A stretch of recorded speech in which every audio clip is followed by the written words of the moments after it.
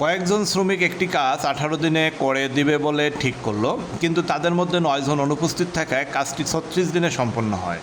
কতজন শ্রমিক নিযুক্ত হলে কাজটি 18 দিনে সম্পন্ন হবে? খেয়াল করেন, এখানে তিনটি অংশ। প্রথম হচ্ছে কয়েকজন শ্রমিক একটি কাজ 18 দিনে করে দেবে বলে ঠিক করলো। কয়জন শ্রমিক সেটা কিন্তু বলা নেই, 18 দিনে করবে। তাদের মধ্যে 9 জন অনুপস্থিত থাকায় কাজটি 36 দিনে হলো, মানে 9 জন শ্রমিক ছিল তার মধ্যে 9 জন নাই, এজন্য কাজটা লাগলো হলো 18 দিন, দিনের জায়গায় 36 দিন। কতজন শ্রমিক নিযুক্ত হলে কাজটি 18 দিনেই সম্পূর্ণ হতো, মানে 18 দিনে সম্পূর্ণ করার জন্য কয়জন শ্রমিক লাগবে সেটাই বের করতে হবে। এখন আমরা ধরি একজন শ্রমিক কাজটি 18 দিনে সম্পন্ন করতে পারত।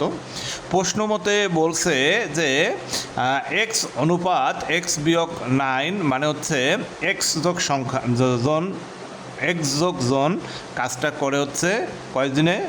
খেয়াল করেন, এক্স যোগ জন কাজটা করে কয় দিনে? 36 দিনে। এক্স বিয়োগ 9 মানে কি? 9 জন চলে গেছে, এই কাজটা করে কয় দিনে? 18 দিনে। 18 দিনে। তাহলে এখান থেকে অনুপাত থেকে আমরা এক্সের মান যা পাবো, এই এক্সের মানটাই হচ্ছে একজন সাংখ্যিক মানুষ এই কাজটা করতে পারবে।